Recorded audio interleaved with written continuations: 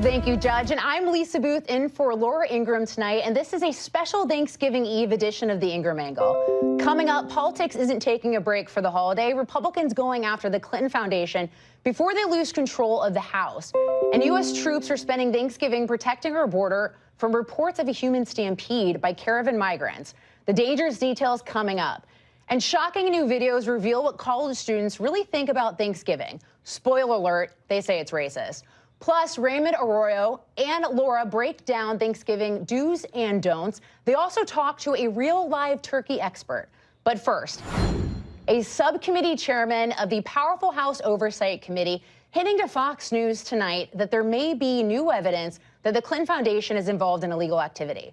Congressman Mark Meadows setting a December 5th hearing on the Hill to see where the Justice Department stands in the Clinton Foundation and pay-to-play allegations, and says there may be some whistleblowers willing to testify as well. Fox Chief Intelligence reporter Catherine Harris is here, and she's got the story.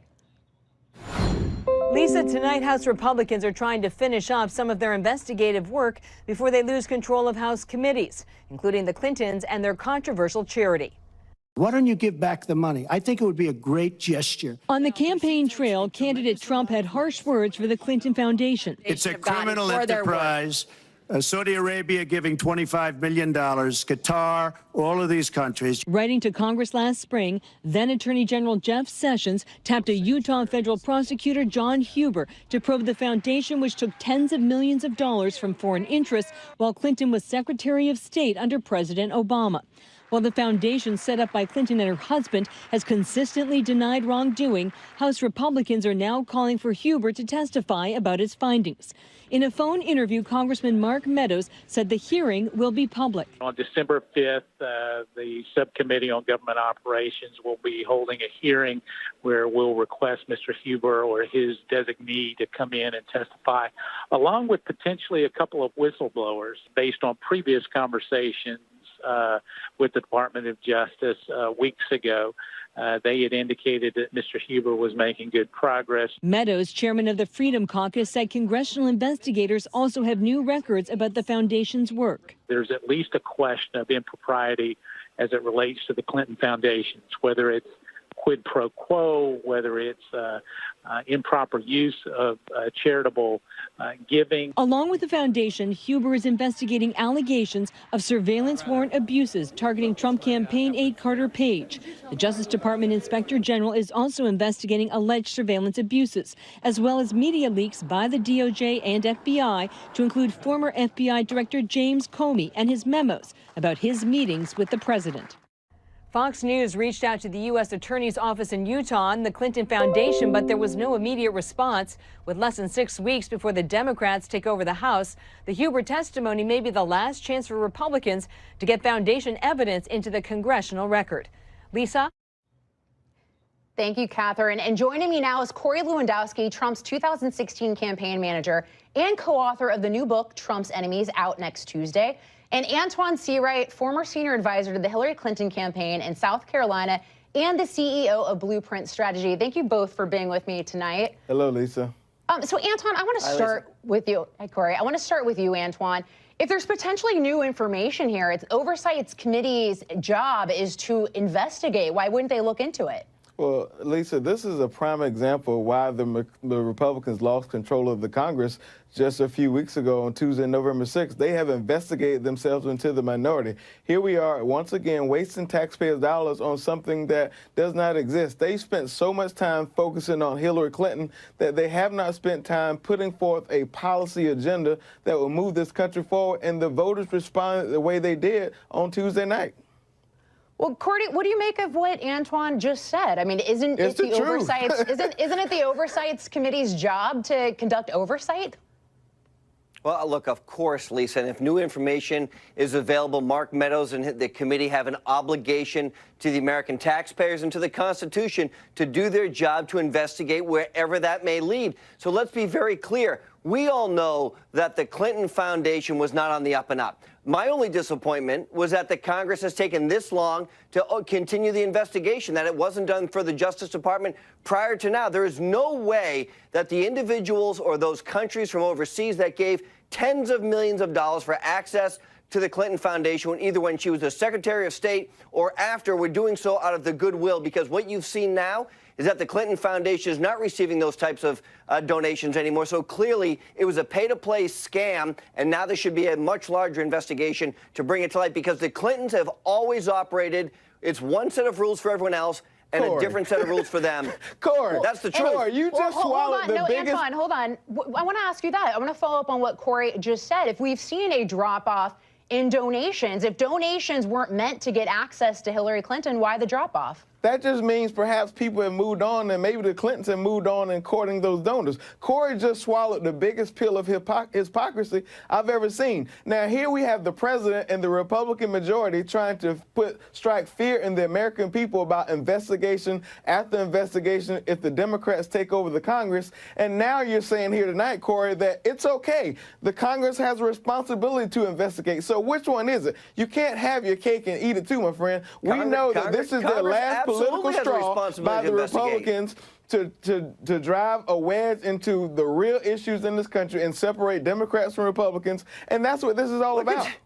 Well, Antoine, it's not. I'm pretty sure Congress has an obligation to investigate, and they should investigate Clinton and Comey and McCabe and Jim Baker, Trump who was the general counsel. Hold on, Antoine. Wait your turn. Let's go into the email Let's system, do it. right? Antoine, hold on. Ivanka Trump did not bleach bit 33,000 emails on a private server or have classified emails on her own server and say, whoops, I didn't know as a Secretary of State or as a former U.S. Senator that I can't store classified information on my own private server. She never did that. So let's go and investigate Hillary Clinton for putting out classified information on Huma Abedin's server, of which her ex-husband had access to. The FBI knew about it and didn't prosecute any of them, but actually gave them leniency because they claimed they had attorney-client privilege between them all. Shara Mills, Huma Abedin, and Hillary Clinton. You should read the book. All the information's in there. Antoine, does none of this concern you at all? I mean, you look at it, one of the things that we know the DOJ is looking into, potential pay to play. You look at things like the Associated Press reported about Clinton donors getting access to Hillary Clinton with meetings. You know that Bahrain Prince went to the Clinton Foundation to try to get access to Hillary Clinton when he couldn't get to her via the State Department. You look at things like the International Business Times reporting that arms sales increased to Clinton Foundation donors. How does none of this concern you? Lisa, what you and Corey and I both know, all three of us know, is that if there was an inch of wrongdoing by the Clintons, it would have been headline front and center all the way through every news outlet you can imagine in this country. And the investigation would have been the top front and center of this network and every other right-wing network you can imagine. You and I both know that. There is no there, and I think we're going to find this out. And this is just the last straw by the Republicans who are going to make their way to the majority next year to try to raise an issue where there's no issue. Well, Corey, we don't know that yet, do we? I mean, the DOJ is looking into this. We actually don't have those answers. Trump's if there was DOJ, illegal Lisa, would have settled that this by took now. place. Well, they're looking into it, Antoine. Corey? We don't know what the bottom line is, but what we do know is that the Inspector General is still looking at the crooked members of the FBI, whether that's Comey or McCabe, who was fired, or Page or Strzok. Look, that's a fact. The IG is looking into those people. The Deputy Director of the FBI has been referred to a criminal referral for lying under oath on 3 separate occasions. We know that they were part of the Clinton team, that Bruce Orr and Nellie Orr, who was his wife, was part of Fusion GPS. They're all tied to the Clinton cabal, and we're going to find out once and for all what they did to try and subvert the will of the American people, and if they were involved in any way, shape, or form in falsifying a FISA application to spy on American citizens. Because if Donald Trump wasn't elected, we wouldn't know anything about those things. Corey, Antoine, real quick. Corey, bless your heart. You've done a good job of repeating the facts. Antoine, you and bless your heart. I know this from you. You've done a good job. Good job of repeating talking points, but you know, and I know that that's a different set of reality, and that's fact. That's fiction, not fact. All right. Well, we're going to I say happy Thanksgiving. It's a good fact. Happy Thanksgiving to you too, my friend. Happy Thanksgiving to you both. Thank you, gentlemen. I appreciate you joining me tonight. All right. Well, we are also learning more tonight about what Special Counsel Robert Mueller asked in that list of questions to President Trump and what they could indicate about the status of the Russia investigation. Kevin Cork is with the president tonight in Palm Beach with the story. Kevin? Evening, Lisa. Now we wait. That is the White House's feeling as they await the special counsel's next move in the ongoing Russia probe, hoping obviously that sooner than later this will all come to a head. As you know, the president submitted answers to a number of questions issued by the Mueller team yesterday. Among them, we have learned, according to Axios, questions about his knowledge of the infamous Trump Tower meeting involving Donald Trump Jr. A classic what did he know and when did he know it scenario that obviously can trip you up. You have to play that one straight down the middle. There was also at least one question, by the way, we are told, Lisa, about Russian hacking after the president made, well, let's just call it a quip about getting the Russians to look for Secretary Hillary Clinton's missing emails during the campaign. Also, we have learned that White House counsel Don McGahn implored the president to not pressure the Department of Justice to investigate Secretary Clinton and James Comey because it might be seen as obstructing justice during the ongoing Russia probe, which the president says quite forcefully he did not do, nor did he collude with the Kremlin, about which Rudy Giuliani told Axios, I don't think they, speaking of the Mueller team, have any evidence of collusion of any kind. I think their obstruction case, as a legal matter, doesn't exist. Clearly a very strong opinion and a very strong argument made by the former mayor of New York City, but clearly his opinion, Lisa, is not the one that matters the most. That distinction belongs, of course, to the special counsel himself, Robert Mueller. Lisa? Thank you, Kevin. You always do such a great job breaking these things down. All right, well, joining me right now is Wisconsin Republican Congressman Sean Duffy and former prosecutor for the DOJ, Jim Trusty. Jim, I'm going to start with you. So you believe that the questions are actually a win for President Trump and potentially show that there's not a serious direct threat to the president. Why do you say that? Well, look, I've been involved in criminal prosecution or criminal defense for a long time, and if your client is told that they have a take-home exam, that's a great moment. I mean, ask any college kid, would you rather have a take-home exam or the one in the class? They're usually going to want the take-home. This is one where he can huddle up with his lawyers, come up with some answers, not worry too much about it. I can't imagine anybody's going to let that piece of paper go back to Mueller with any sort of, glaring confessions on it, and basically be done. Bang the gong. No cross-examination, no real follow-up. It's a pretty simple task. Well, and Congressman, let's talk about that. So we've got. What do you make of these Mueller questions? Apparently, the two main focuses that Kevin laid out are the DNC hacking as well as the Trump Tower meeting. Do you see any legal liability for President Trump with those? I don't. The president's been very clear he hasn't included with Russia. I've always said President Trump had a hard enough time including with the Republican Party in the primary, let alone including with Russia. And I find it rich that we're going through an investigation right now on Donald Trump, including with Russia. You and I both know this, Lisa, and your viewers know this, that this whole investigation started based on the dirty Hillary Clinton dossier where she actually colluded through Fusion GPS with none other than Russians that started this whole investigation. And so I think Donald Trump, he ran a great campaign. He campaigned in places like Wisconsin and Michigan and Pennsylvania and won them.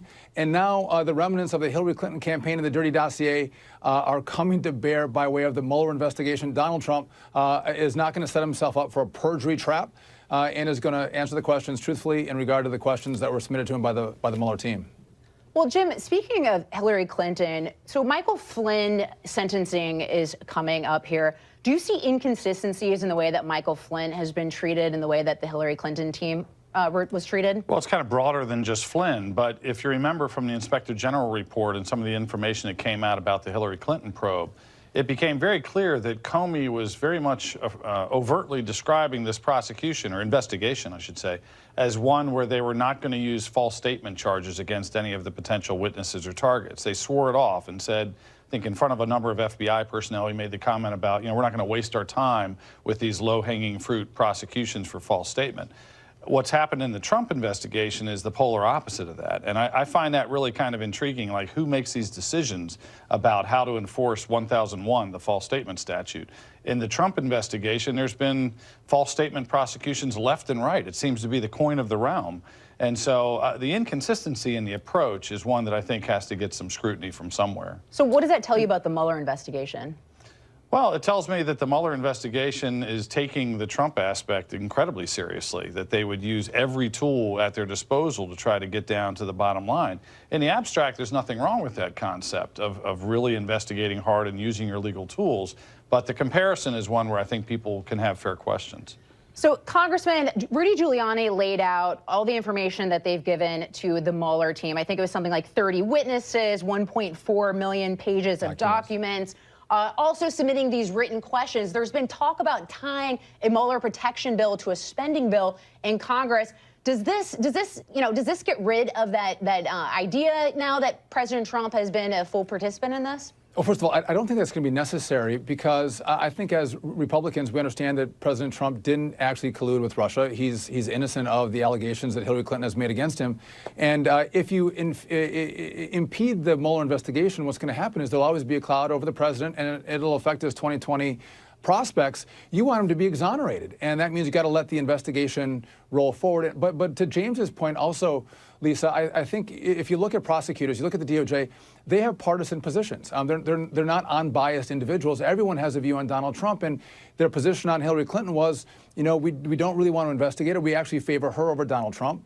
And then you take the Donald Trump investigation, and they are putting the screws to him, not to find out what role Russia had in the American election, but they're trying to actually prosecute Donald Trump himself, which is a far cry from the original charge that the Mueller investigation had, which is to say, what did Russia do, what influence did they have, and who did they partner with? This is an attack group that's going to try to take down a president and undo the will of the American people from the 2016 election. Is the scope too big for Robert Mueller? Well, I don't totally accept what was just said. I mean, obviously, there's a lot of room for questions about how these investigations got handled, Agent Stroke's role. Some of the communications are just devastating in terms of being politically oriented. But at the end of the day, I don't have a complete loss of faith in Mueller in terms of his integrity. It is a case or an investigation that's been monitored closely by Rod Rosenstein. I think he's an honorable guy. So I think at this point, we have to wait for the finish line to see what comes out before we announce that it's an attack dog going after everybody. But hold on. But if I could, Lisa, I mean, what I think is important to note is if you want to have a fair and impartial investigation, you shouldn't build a team of Hillary Clinton and DNC donors. There's a lot of investigators, there's a lot of prosecutors who don't give money to Republicans or Democrats. Mr. Mueller actually put a team together of left-wingers who've given money to Democrats. So there's no doubt an era of partisanship in this investigation where Mueller could have taken a different track where there's great prosecutors, great investigators who don't give any money to either party. And if he had done that, we would have far more faith in the investigation. But though some say Mueller's a Republican, the era of this team seems to be left-leaning and anti-Trump. So, Jim, real quick, we don't have a lot of time. Is this winding down anytime soon, the Mueller investigation? Yeah, I think so. I think that the whole situation with the president feels a little bit like checking a box. Like, let's get this information, get him committed, not cross-examine him and move on, and never change his status as a subject rather than a target. The fact that they're going to sentencing in a couple of weeks on Flynn tells me they're basically done with any cooperation from him, and they've let some people kind of attrit out of the team. So I think that all adds up to something where we're, finally at an end game. I think a lot of people have their fingers crossed on that. That would be nice. Yeah. Thank you both so much for joining me tonight, Lisa. and a happy Thanksgiving. Sure. All right. Well, thank you. Up next, they did it in Guatemala. Now we're hearing that massive migrant caravan may be planning to stampede our southern border. And thanks to the Ninth Circuit Court, they'll get asylum if they make it. That hot debate coming up after the break. Stay with us. Welcome back. Well, many of us are spending Thanksgiving with our families. Nearly 6,000 members of our armed forces will be meeting the migrant caravan down at the U.S.-Mexico border. This as we learn new dangerous details about a reported human stampede. Fox's Kristen Fisher is here with all the latest. Kristen, what's going on? What do we need to know? Well, Lisa, Defense Secretary Jim Mattis says that the White House has just given him explicit authority to use military troops to protect Customs and Border Patrol personnel, and that includes with lethal force if necessary. But the secretary also insists that those troops will not have firearms, only things like batons and shields. Here's the direct quote of how the secretary explained the Pentagon's expanded powers today. He says, quote, if someone's beating on a border patrolman and if we were in a position to have to do something about it, we could stop them from beating on them and take them over and deliver them to a patrolman who would then arrest them for it. So Secretary Mattis is going to great lengths to say that the U.S. military still does not have arrest authority, nor are they doing any law enforcement at the border. So far, the mission for the nearly 6,000 active duty troops has mainly been putting up barbed wire and other barriers along the border and to transport Border Patrol personnel as this caravan of migrants continues to head north. Now the founder of the aid group Angels Without Borders is telling the Telemundo station in San Diego that he believes thousands could try to make that jump over the border. And a councilman in Tijuana told Telemundo that that would be an immediate provocation to the United States.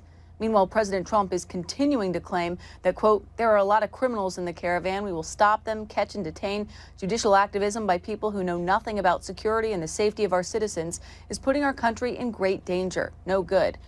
As of now, Lisa, more than 3,000 migrants have reached the border city of Tijuana in Mexico. Lisa. Thank you, Kristen. Appreciate it. All right. Well, joining me now with reaction is Ann Coulter, conservative commentator and author of Resistance is Futile.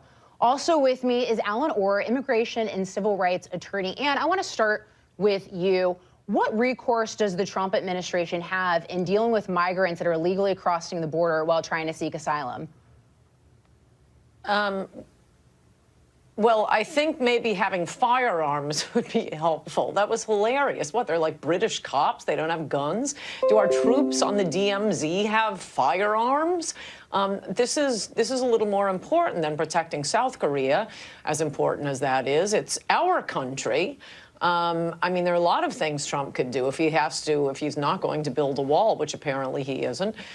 He could go a few yards into Mexico, have an emergency military action there, but I don't think it's going to help with billy clubs. Well, so Alan, so Secretary Kirstjen Nielsen said yesterday that there are 500 criminals involved or in the mix of the migrants as well as gang members. I want to play some sound for you for former ICE director Tom Homan and get your thoughts on it. Take a listen. I was called a fearmonger, but you know what? Unfortunately, I was right. Now we're going to talk more caravans come, enter illegally, put themselves in the hands of criminal organizations. We're going to bankroll smuggling organizations. We bankroll drug cartels who control the corridors heading to the border. And these people are put at risk. Women will be raped. People will die crossing the border. Children will drown. People will be misused by these criminal organizations. Have we seen over and over again last year and a half how many people have died at the hands of these criminals? So, Alan, to Mr. Homan's point, as well as what Secretary Nielsen laid out, aren't there real national security concerns and, defense concerns at the southern border right now? No, I don't think there's any more concerns than there are at any other border, right? Every day, hundreds of thousands of individuals apply to enter this country. And specifically at the Tijuana port, at least 100,000 individuals apply every day. So an extra 2,000 or 4,000 for the United States to sort to see if they are available for entry or should be turned away should not be a problem for the United States. So therefore, this whole thing is basically theater, political theater, because the caravan has been coming for years. And Ann has actually also said that on the show. And this is the first time that we've ever deployed. Actually, we have the National Guard and the troops at the border for such a small number of people. But he's not the first president to send troops to the border. President Obama did that. President George W. Bush, President H.W. Bush. He's certainly not the first president to do that. That's not to send to the border for at this level and this number and at this magnitude to address individuals who are coming here, which I don't even call them the caravan. I call them survivors because they're sort of fleeing for their lives. So to meet people who are fleeing for their lives with guns instead of welcoming them and using the American laws that we've all agreed on for Congress to let them allow to apply for asylum, that's not very American. Well, and it's not just President Trump and Republicans that have concerns with what's going on at the southern border. You even have the Tijuana mayor wearing a hat saying, make Tijuana great again. You have Mexican protesters out there saying this is our country and having concerns with what's happening. So what do you make to what Alan just said? Well, that's the proof positive that they are not fleeing for their lives, which is why for asylum, you either have to apply in your home country or you apply in the first country you come to. All of the Mexican protesters, and by the way, I guess it's fun needling the Mexicans for being hypocrites on illegal immigration, but I don't really care what Mexico's policy is. This is our country. Our policy should be what Donald Trump ran on. We're trying to run a country here. It isn't an international lounge at JFK. But you have to apply either to in the country you're in or the first country you come to. That's just factually not correct. Please stop saying that. You're not an immigration lawyer. Well, Alan, but why aren't these migrants doing it the right way? Why aren't they going to ports of authority? Why do you see some of them breaking the law and illegally crossing the border? If they truly have a credible fear threshold that is being met, why not just do it the right way? Okay, well, let's correct the record, first of all. You can't apply for asylum in your home country. That doesn't work that way. There is a rule you can, of course, apply to the first country in which you enter. Of course, in Mexico, people who are not doing it the correct way or legally crossing the border. That's a fact. Let me finish. In Mexico, over the course of the last couple of months, has accepted more immigrants than they have in the past. They've actually stepped up the numbers of actually integrating people into society more than the United States has. So all those things combined with people who are fleeing for their lives, coming thousands of miles, they don't know where the port of entry is, right? If you've never been to a city before, you don't know where the port is. And continually, this administration has made it hard for individuals who do appear at the port, as you have seen on Tuesday when the president closed down the port for no reason at all but to others send fear, and then only allowing a couple of families in at a time. So therefore, this concept of them crossing the border illegally or them being illegal or them being illegal aliens when they're not even in the country, really, we should stop saying that, right? And so the law allows, the Constitution allows, through the Administration Act, that doesn't matter how they enter the country between ports, which we heard from the Ninth Circuit, they're still allowed to apply for asylum. And if we want to change that, we should change Congress. Well, the laws are also being exploited. We know that as a fact. You have 80% of these individuals passing their initial threshold with immigration officials, and then only 20% are actually granted asylum in immigration courts. So that is also a fact. And I want to get your take on what Chief Justice Roberts recently said in criticizing President Trump and going after the Ninth Circuit, saying we do not have Obama judges or Trump judges, Bush judges or Clinton judges. What we have is an extraordinary group of dedicated judges. Your thoughts on that? Well, I warned the country about Justice Roberts, thought he was a mistake. The one thing I will definitely give President Trump credit for is appointing justices like Kavanaugh and not Harriet Miers and Justice Roberts. I don't know why he's jumping into this. I have a lot of complaints with Trump. That tweet was absolutely right. I'm glad he's appointing judges that are enforcing the law. And yes, the law is you seek asylum in the first country you get to. You are, by definition, not fleeing for your life when you are trekking through thousands of miles of other countries. And, oh, well, welfare isn't good enough here in Mexico. I think I'll keep going. The reason they keep going to the U.S. and the reason it makes a difference where we set up the troops, they should be, as I said, a few yards into Mexico, is once a non-Mexican steps on U.S. soil, we can't turn them away. The idea was to stop human smuggling when, in fact, it's done exactly the opposite. It's creating human smuggling. So Mexicans, we can turn away at the border if we catch them. That's why we want her to all. Anyone who is a non-Mexican who has just walked through this enormous country, not fleeing for their lives, looking for better welfare, once they step on U.S. soil, we can't just send them home. We have to give them hearings. The hearings go on and on. They just escape into the country, and there you are. All right. Well, thank you, Ann. Alan, appreciate it. All right. Well, coming up, shocking admissions from college students heading home for the holidays. Take a listen to this. There's definitely a racial history to, or a racist history to Thanksgiving. My panel is here to respond to that, plus a campus crusade against Chick-fil-A after the break. Stay tuned.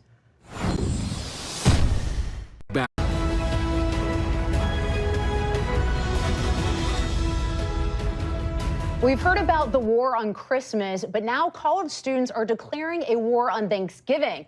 A shocking new video from Campus Reform shows students from the University of Oregon saying that the holiday is a racist celebration of ongoing genocide. Take a look.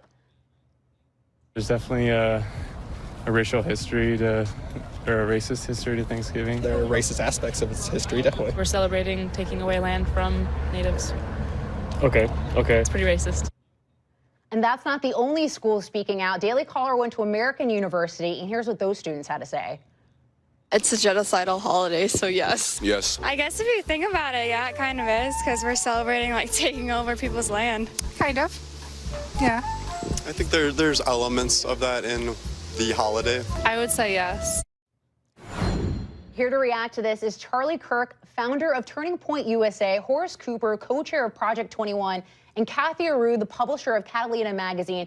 Kathy, I'm going to start with you. Do you agree with those students? Is Thanksgiving racist?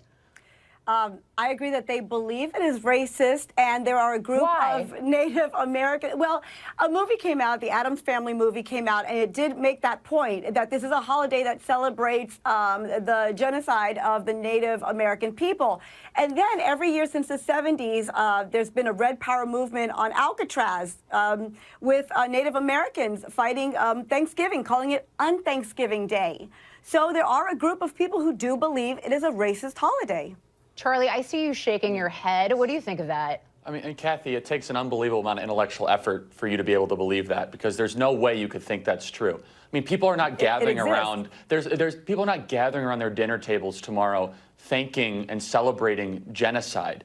I mean, Thanksgiving is a uniquely American holiday because we take pause and we say, thank you, God, and we take for the amazing abundance we have in this country, thanks to the freedoms and liberties that only the system that we enjoy today has made possible. Look, it's a day of gratitude. It's a day of reflection. And look, this is what I fight every single day on these college campuses, Lisa, is you have these group of professor elites that teach such a misrepresentation of American history. They don't teach the founding ideas. They don't teach history. And this is what you have. You have the most luxurious generation in American history that has the highest standard of living imaginable, thinking that Thanksgiving is now a racist celebration and holiday. Complete misrepresentation of reality, and it's too bad because we have a whole generation of which that I'm a member of that does not understand that we do live in the greatest country ever to exist. Well, and Horace, what do you make of this? I don't know about you, but I always just look at Thanksgiving as a day to give thanks, to be with my family. I have a new baby niece, so looking forward to spending time with her. I mean, what do you make of this?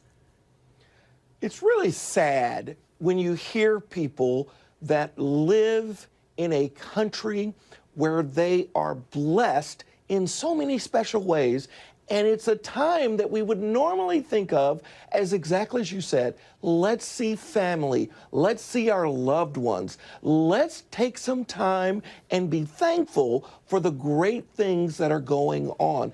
In fact, it's even a time to reach out to those who are not doing so well. What it's not a time to do is to, which is weird, this idea that people are sitting around gloating in some way, or that people are wondering about what happened 250, 350 years ago to which group and that kind of thing. This is uniquely a time where our country acknowledges how appreciative we are with the things that have been accomplished in our lives and in our country. This is what Thanksgiving is about. All right, well, I want to get to another topic about Chick-fil-A. So I think we can all agree that Chick-fil-A has some pretty amazing sandwiches. I'm sure you guys agree with that. Well, the students at New Jersey's Rider University think so too. So they actually voted to bring the chain to campus, to their school. But the school quickly shot down that idea, and they said in an email to students that they wanted to promote inclusion for all. And Chick-fil-A's corporate values have not sufficiently progressed enough to align with those of Rider. So, Horace, is excluding Chick-fil-A really the best way to bring inclusion? Well, absolutely not. In fact, what we're seeing at a university when it does something like this is it's no longer teaching young people that they need to understand and be tolerant of different perspectives. And they're also saying, if you're a young person or even a faculty member who happens, as I do, to enjoy Chick-fil-A and the services and the great products that they provide, that those people shouldn't get any voice. They shouldn't get any expression of the positive feelings that they have about it. It's really, really a narrow-minded act of intolerance to say, no, we can't have Chick-fil-A, not at this university, all because a few people, most of them on the faculty, just don't like the particular political views of a few members of the executive board over at Chick-fil-A. If America is going to be run like that, then you're going to have to stop shopping at the mall, driving cars, all kinds of things once we start digging into what the executive board of a given corporation thinks about an issue. And Kathy, this is what the students want. I mean, the school's essentially denying them their wishes with Chick-fil-A. But isn't it sort of intolerant to exclude people who share the opinion of Chick-fil-A, perhaps? But I think they're trying to keep the peace on their campus, and maybe if the LGBT community on their campus is aware that Chick-fil-A is on their campus, and the Chick-fil-A has been quite vocal. The executive there have been quite vocal against the LGBT community, against same-sex marriages. So if they're going to cause some kind of stir in the campus and maybe some kind of protest, maybe it's best to let Chick-fil-A not join their campus, bring another restaurant that's less controversial, and keep the peace, and it will be forgotten in about a month or so, and people will enjoy another food from another fast food place. I want to get Charlie in here. I mean, isn't inclusion including all? Well, the most intolerant people in the world are liberals that preach tolerance, and you can see this right in this example. I mean, wouldn't it? So they're upset that Chick-fil-A is intolerant, therefore they must be intolerant of Chick-fil-A. Look, the real issue here is that the university structure, they hate anything that is rooted in the Judeo-Christian fabric or tradition that defends Western civilization. And even beyond that, Chick-fil-A, I mean, if you're really worried about tasty sandwiches, waffle fries, and being, greeted warmly when you walk in, besides that, I don't understand what's so dangerous about Chick-fil-A. But to the point that Kathy, you made, they're pandering to the activists. They're pandering to a small group of activist students that get upset with whatever comes on campus, no matter what happens. All right. Well, this is the classic heckler's I'm so veto. sorry. We're running out of time. We've got to go. But thank you all for joining me tonight. Thanks. And when we come back, did you know that Butterball has a turkey hotline for your Thanksgiving emergencies? Well, Laura and Raymond talk with one of those turkey talk line experts coming up next.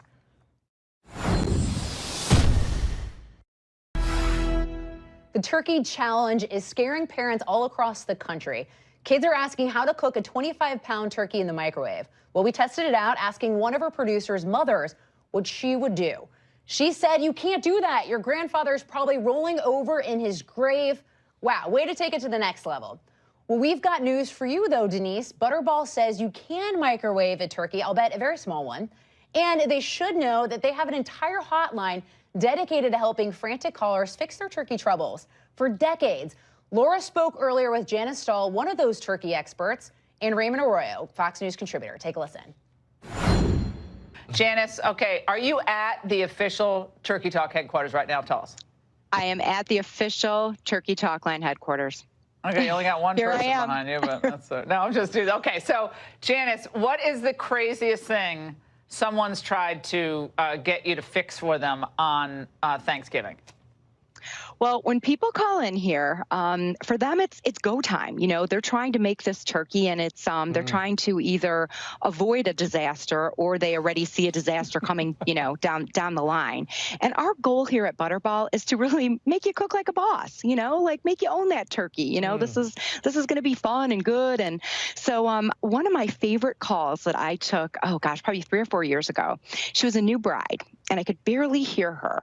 And I said, can you talk up a little bit? I really can't hear you. And she said, I have a turkey in the oven, but I don't know if it's done. She said, and I'm calling from the hallway closet. And I'm like, okay, all right. I get this. My mother-in-law, she owns a catering business. Oh, wow. I get it. Oh, so a little pressure on people. So the new brides always must. Yeah, the first turkey you ever made, I remember I made my first turkey. It was dry as a bone. I wish I knew you, Janice. That thing was dry, but it looked brown on the outside, so that was good. Janice, I have a question. Are you supposed to put the stuffing inside the turkey before you cook it? A doctor told me this could be a fast pass to give Uncle Ted salmonella at the table. Is that true? What? That's ridiculous. You can absolutely stuff your turkey. I stuff mine. It kind of comes down to a family tradition. My mom always stuffed hers, so I stuff mine. You just want to make sure that you get a temperature reading on the stuffing of 165 degrees. And to make sure all the bacteria burns off. Yeah. To make sure it's good to eat. Yeah, Janice, my mother always made the giblet stuffing. So she had one of these, the organ grinder from literally, I think it was from the Depression. Like her mother had it. It survived like a flood in Connecticut. So she would grind those giblets. And I was like, and all you had to see when you're 7 or 8 is to see like the kidney and the heart in there grinding it. But I'm telling you, that was good. Yum. That tasted really good. Great. Sweeney Todd at the Thanksgiving Janice, does anyone ever call in about a different type of animal they're cooking? Absolutely. Like a goose or a duck or a hen or a pigeon or seagull or anything? Absolutely, absolutely. We get those calls all the time where I'm making a chicken, but we hear you're home economist, so can you help us? I got a call on how to make meringue.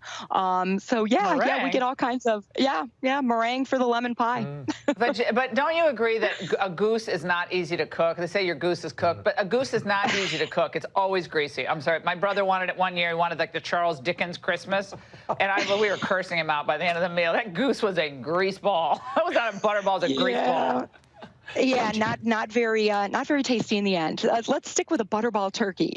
Janice, when should you cut the bird? It continues to cook after you take it out of the oven, correct? When is the ideal time to cut the turkey?